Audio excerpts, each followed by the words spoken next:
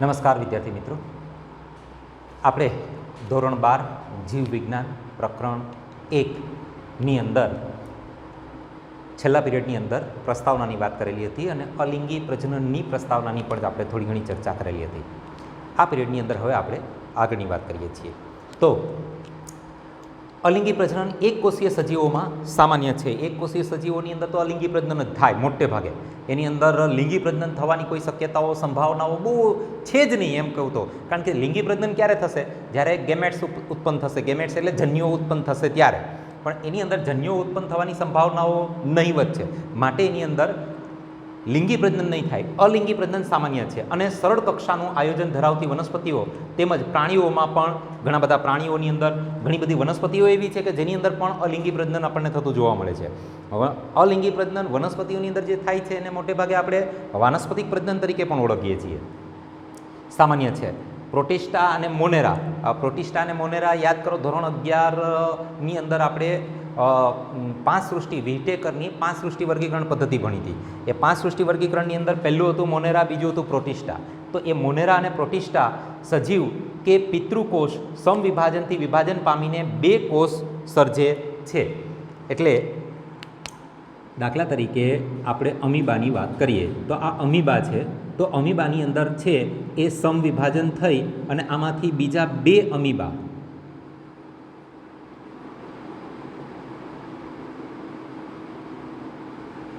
બની જાય હે ને. સમવિભાજનથી વિભાજન પામી અને 2 બની જાય તો આને એને કહેવામાં આવે છે. હવે તમે આને શું કહેશો? વિભાજન કહેશો કે પ્રજનન કહેશો? ને યાદ રાખશું કે નિમ્ન કક્ષાના પ્રાણીઓની અંદર મોનેરા અને પ્રોટિસ્ટાના મોટા ભાગના પ્રાણીઓની અંદર પ્રજનન એ જ વિભાજન ને વિભાજન એ જ પ્રજનન. વિભાજન થાય એટલે પ્રજનન થઈ ગયું. એના માટે કોઈ અલગ વ્યવસ્થાઓ કુદરતે ગોઠવેલી નથી એની અંદર. અને મોનેરાની અંદર સજીવ કે પિતૃ સમવિભાજનથી વિભાજન પામીને 2 કોષો સર્જે છે જે નવા સજીવ તરીકે વર્તે છે, જે આપણને આકૃતિની અંદર બતાવેલા છે 1.2ની અંદર. આમ આ સજીવોમાં કોષ વિભાજન પોતે પ્રજનનનો જ પ્રકાર છે. એટલે અમીબાની અંદર પ્રજનન એટલે શું? તો કે એનું વિભાજન, કોષ વિભાજન, કોષનું વિભાજન થઈ ગયું એને જ એનું પ્રજનન તરીકે ઓળખી લેવામાં આવે છે. એના માટે આપણા જેવા કોઈ તબક્કાઓ એની અંદર પાડવામાં આવેલા નથી.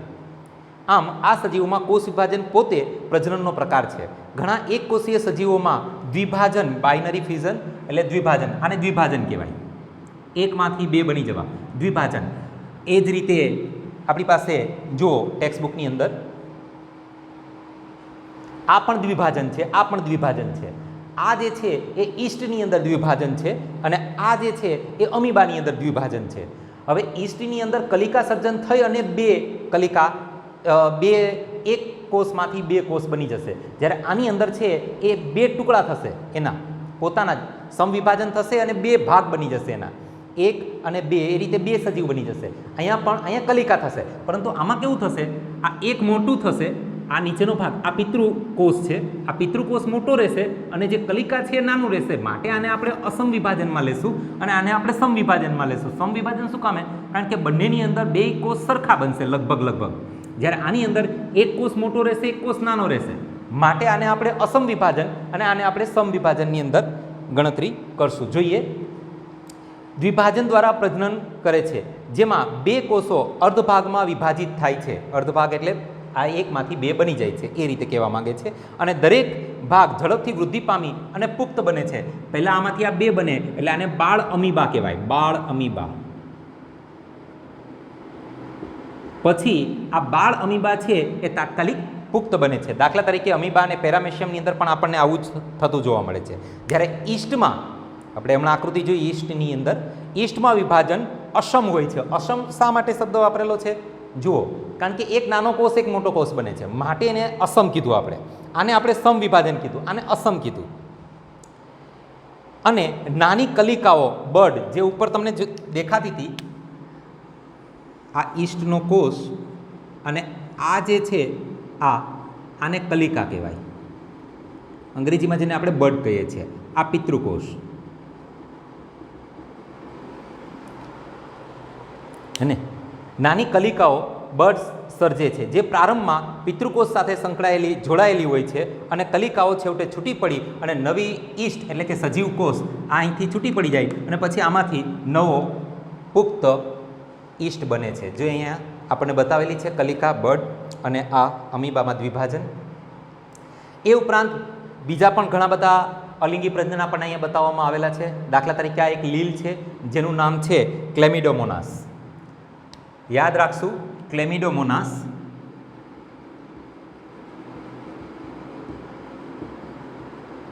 આ લીલ છે, આ લીલ છે ક્લેમિડોમોનાસ. આ ક્લેમિડોમોનાસની અંદર તમે જોઈ શકો છો એના બીજાણુઓ જુઓ, એની અંદર જે બીજાણુઓ છે એ કંઈક આવા છે અને આવું કંઈક દેખાય છે ઉપર વંદામાં હોય એવું, હે ને? તો આ જે છે આને કહેવામાં આવે છે કસા. આ કસા છે. હવે આ કસા છે, હવે જે બીજાણુની અંદર કસા હાજર હશે તો એને આપણે કહેશું ચલ બીજાણુ. હવે ચલ બીજાણુ શું કામે કીધા? કારણ કે એક જગ્યાએથી બીજી જગ્યાએ એ કોઈ પણ માધ્યમ દ્વારા હલનચલન કરીને જઈ શકશે આ કસાને કારણે, હે ને? પરંતુ બાજુમાં જ એક બીજી ફૂગ બતાવેલી છે, પેનિસિલિયન ફૂગ છે. આ પેનિસિલિયમ ફૂગ છે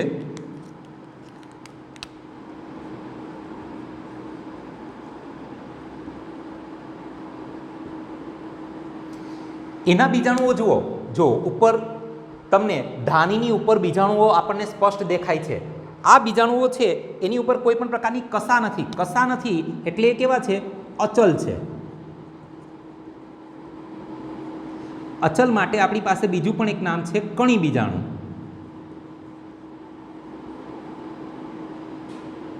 ને અચલ બીજાણુ અથવા કણી બીજાણુ છે. આ અચલ એટલા માટે છે કારણ કે એની પાસે કસા નથી. જુઓ, ખાલી આવા આપણને બીજાણુઓ જ જોવા મળે છે. એની ઉપર કોઈ પણ પ્રકારની કસા આપણને જોવા મળતી નથી. કસા નથી માટે મુક્ત રીતે હલનચલન નહીં કરી શકે માટે એને આપણે અચલ કીધું. અને પહેલાં ચલ બીજાણુ છે. આ ચલ બીજાણુ લીલની અંદર, ફૂગની અંદર આપણને અચલ બીજાણુ બતાવેલા છે. હવે આપણે વાત કરીએ તો આ હાઇડ્રા છે. આ હાઇડ્રાની અંદર આ રીતની કલિકા સર્જાઈ. આ રીતની કલિકા બહારની તરફ અહીંયા આવી રીતે આમ પ્રવર્ત તરીકે ઉપસી આવે અને કલિકા સર્જાઈને પછી આ કલિકા અહીંથી છૂટી પડી અને અહીંયા નીચે પડીને ત્યાંથી નવું હાઇડ્રા ઉત્પન્ન થાય. આ બહારની તરફ કલિકા સર્જાય છે માટે એને બાહ્ય કલિકા સર્જન કહેવામાં આવે છે. એના માટે શબ્દ વાપરવામાં આવે છે બાહ્ય કલિકા સર્જન, જે આપણને હાઇડ્રામાં જોવા મળશે. અને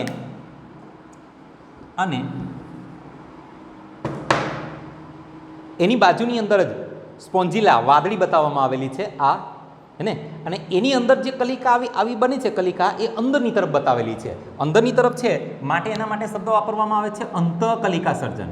અંતઃકલિકા સર્જન, જે આપણે વાદળીની અંદર જોવા મળે.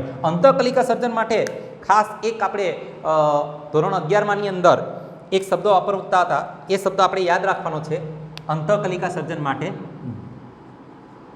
જેમ્યુલ્સ શબ્દ યાદ રાખજો અંતઃકલિકા સર્જન માટે. તો બાહ્ય કલિકા સર્જન, અંતઃકલિકા સર્જન, કણી બીજાણુ, અચલ બીજાણુ અને ચલ બીજાણુ, આ રીતે પણ અલિંગી પ્રજનન આપણને જોવા મળે છે. આગળ વાત કરીએ પ્રતિકૂળ સંજોગોમાં અમીબા. હવે જોજો, પ્રતિકૂળ સંજોગો એટલે કેવા સંજોગો કે અનુકૂળ નથી એવા બધા જ સંજોગો, જેમ કે એને પૂરતા પ્રમાણમાં ભેજ ન મળે, પાણી ન મળે, તાપમાન વધી ગયું હોય, તો એવી પરિસ્થિતિઓની અંદર અમીબા પોતાના ખોટા પગને સંકોચે છે. હવે અમીબાના ખોટા પગ એટલે આપણને ખબર છે. અમીબાના ખોટા પગ એટલે આ ભાગ જે છે, આ ભાગ, આને એને ખોટો પગ કહેવાય. જેને આગળ ધરી આ ભાગને આગળ આવી રીતે આમ ખેંચી અને અમીબા આ તરફ પ્રચલન કરવા પ્રયત્ન કરે, આ તરફ આગળ જવા પ્રયત્ન કરે, તો આ ભાગને એનો ખોટો પગ કહેવાય. ખોટો પગ, હે ને? તો એના ખોટા પગને પાછા ખેંચી લે છે અને પોતાની આસપાસ મજબૂત ત્રિસ્તરીય આવરણ કે કોષ્ઠનો સ્ત્રાવ કરે છે. એટલે હવે જોજો, એને કહેવામાં, એ રચના થોડીક સમજવા જેવી વાત છે. શું કહે છે? જો આ અમીબા ખોટા પગને સંકુચી લીધા એટલે એ લગભગ એમ સમજો ને ગોળાકાર જ થઈ જાય.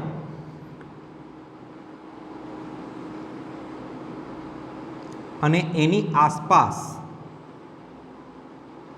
આવું આવરણ બની જાય હે ને.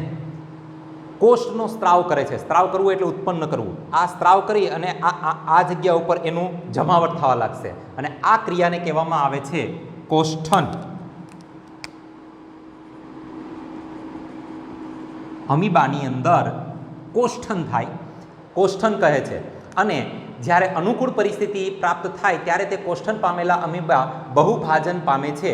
હવે શું થશે? આ કોષ્ઠન થઈ ગયું, પ્રતિકૂળ પરિસ્થિતિ હતી એટલે પાણી નહોતું, ભેજ નહોતું, એટલે એ પ્રજનન કરી શકે એમ નહોતું, એકમાંથી ઘણા બધા અમીબા બની શકે એમ નહોતા. એટલે એણે શું કર્યું? એની આસપાસ આવું આવરણ બનાવી દીધું. આવરણ બનાવી દીધું એટલે પ્રતિકૂળ પરિસ્થિતિની અંદર એ ટકી શકે. એને અંદર કોઈ પણ પ્રકારની બાહ્ય પર્યાવરણની અંદર કોઈ પણ પ્રકારની અસર થશે નહીં. હવે જ્યારે અનુકૂળ પરિસ્થિતિ આવી ગઈ, અનુકૂળ પરિસ્થિતિ એટલે ભેજ કે પાણી કે જે પણ એને જરૂરિયાત હતી એ બધું એને તાપમાન એને અનુકૂળ આવી ગયું, તો એણે શું કર્યું? આ કોષ કેન્દ્ર છે ને એના વિભાજન કરી નાખ્યા. આ વિભાજન કરી અને ઘણા બધા આવા કોષ કેન્દ્ર બનાવી દીધા. અને હવે આ કોષ કેન્દ્રની આસપાસ કોષરસ વીંટળાઈ જશે અને પછી આ કોષ્ઠન તૂટશે અને આ બધા જ કેટલા બધા આવા નવા બાળ અમીબા ઉત્પન્ન થઈ જશે. તો આ જે બન્યા છે એને કહેવામાં આવે છે બીજાણુઓ, કુટપાદીય બીજાણુઓ. ઘણા બધા સૂક્ષ્મ અમીબા કે કુટપાદીય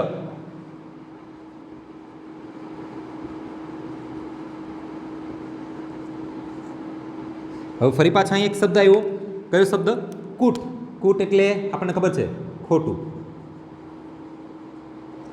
પાદ. પાદ સંસ્કૃત શબ્દ છે, એનો મતલબ થાય પગ.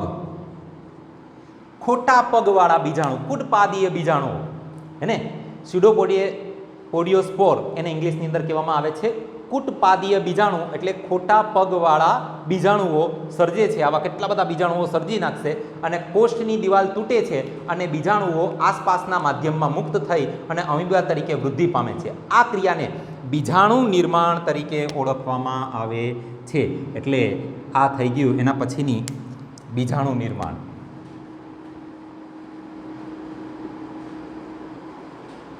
બરાબર. આપણે અલિંગી પ્રજનનની આપણે વાત કરીએ છીએ અત્યારે. તો એમાં આગળ આપણે દ્વિભાજન જોયું હતું,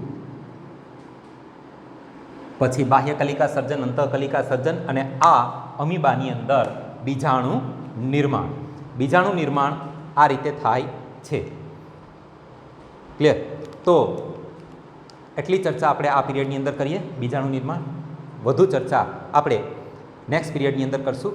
આજ માટે મને રજા આપો.